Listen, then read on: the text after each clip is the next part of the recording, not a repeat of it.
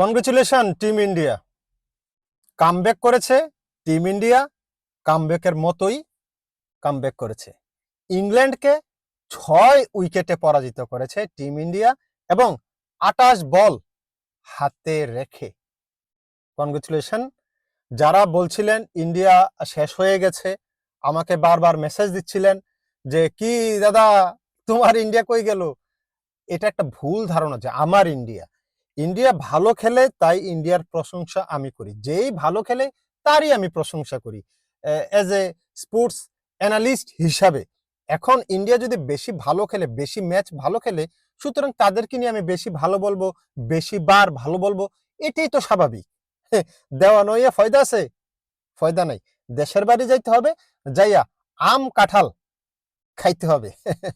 আফসোস, সংসারে মন নাই। আফসোস, আফসোস, আফসোস। সাদাকে সাদা, কালোকে কালো বলিব, সাদাকে কালো, কালোকে সাদা বলিতে পারিব না, আর আইসক্রিম ব্যতীত কারো পা চাটিতে পারিব না। Hello viewers, it's me Roni bro, welcome to another new video.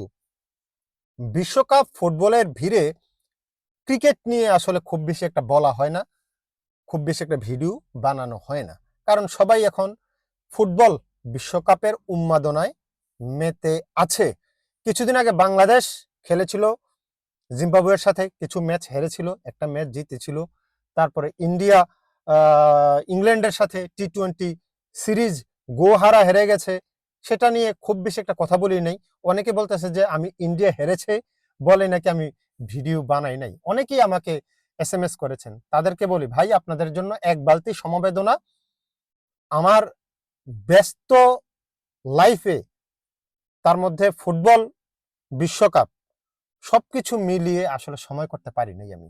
আর আপনারা হয়তো অনেকেই জানেন যে আমি এটা দিয়ে স্পোর্টস অ্যানালিসিস করে আমি চলি না।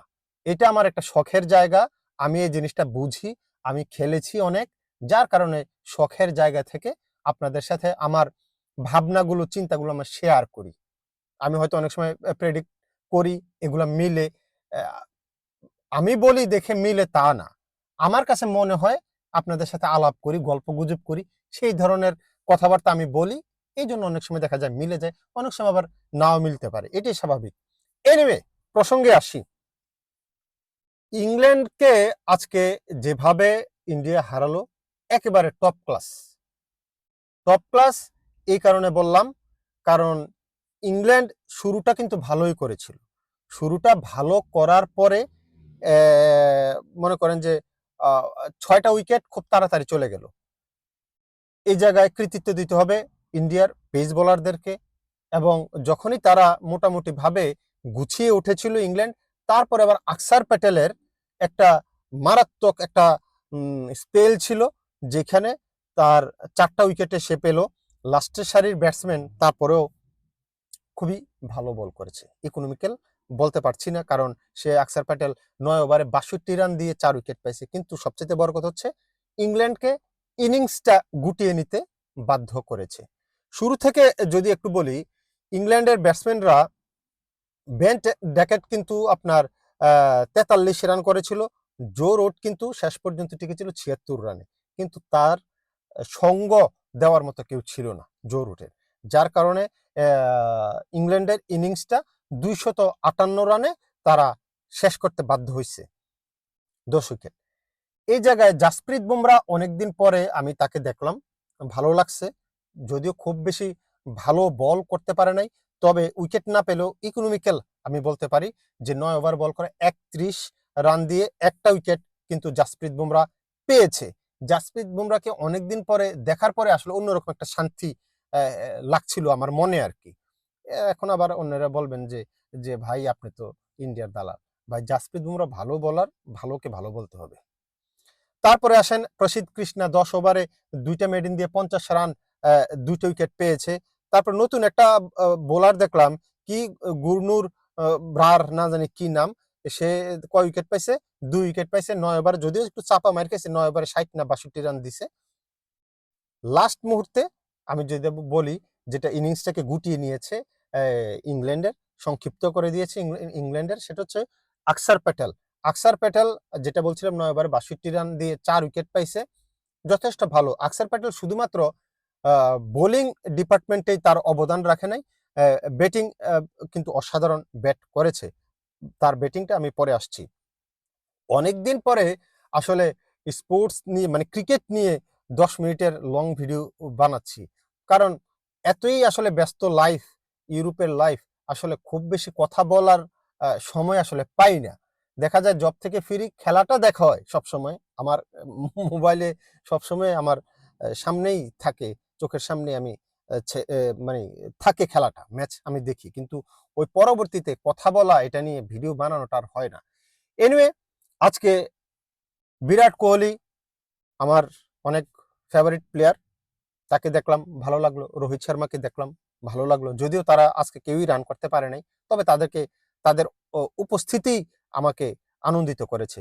যদি বলি, রোহিত শর্মা 11 রান করেছে 21 বল খেলে, একটা 4 মার ছিল। তারপরে শুভমন গিল 80 রান করে রিটায়ার্ড হার্ড হয়েছে। 80 রান করতে সে বল খেলেছে 75টি, যার মধ্যে 11 বারের জন্য সে স্থলপথ ব্যবহার করেছে এবং একবারের জন্য কিন্তু আকাশপথ সে ব্যবহার করেছে। কোহলি, কিং কোহলি আজকে তেমন কিছু করতে পারে নাই, মাত্র 5 রান করেছে 6 বল খেলে, একবারের জন্য সে স্থলপথ ব্যবহার করেছে। দেখেন, কোহলি একটা ম্যাচে রান করতে পারে না বা 2টা ম্যাচে রান করতে পারবে না, এটা নিয়ে আমার কোনো আফসোস নাই। তাকে নিয়ে সমালোচনা করার মতো যোগ্যতা আসলে আমার কেন, বড় বড় যারা জার্নালিস্ট কিংবা স্পোর্টস অ্যানালাইসিস করে, তাদেরও আমার কাছে মনে হয় যে যোগ্যতা নাই। কোহলিকে নিয়ে কিছু বলার মতো যোগ্যতা আজীবন, যতদিন বাঁচবে ততদিনও হবে না, জানা কথা।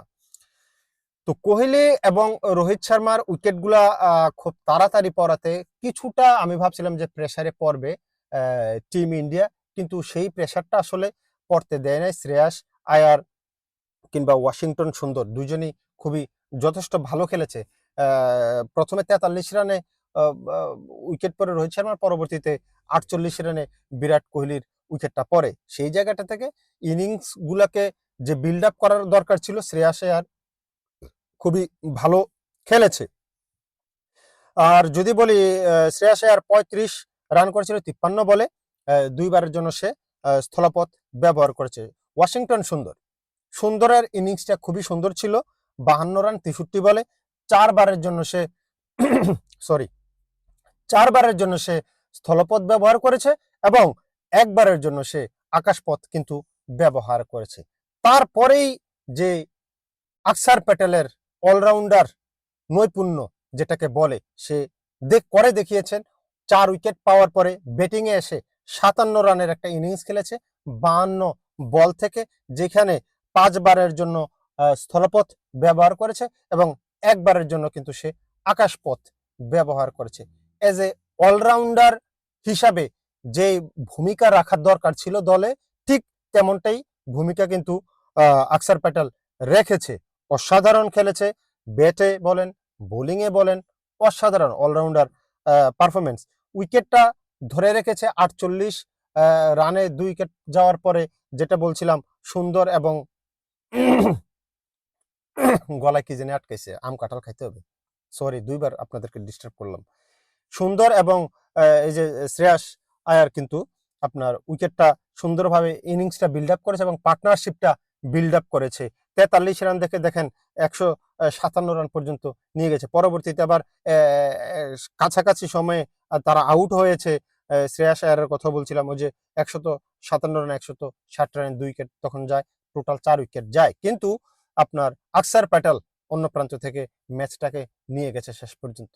অসাধারণ অলরাউন্ডার পারফরমেন্স যাকে বলে, এবং যার কারণে আজকে 6 উইকেটের বিশাল জয়, 28 বল বাকি থাকতে বিশাল জয়। যারা বলছেন টিম ইন্ডিয়া শেষ হয়ে গেছে, শেষ হয় নাই। এসব টিম শেষ হইতে অনেক সময় লাগবে। তাদের পারফরমেন্স, তাদের ধারাবাহিকতা ওয়ানডেতে অসাধারণ। আর টি-20টা, হ্যাঁ, একটা সিরিজ মানুষের, একটা দলের খারাপ যেতেই পারে, কিন্তু তারা সমালোচনার আসলে যোগ্য না। যারা আপনার কন্টিনিউয়াসলি ভালো খেলে, ওয়ার্ল্ড চ্যাম্পিয়ন, 2-1টা সিরিজ খারাপ গেলে আপনি সমালোচনা করতে পারেন না।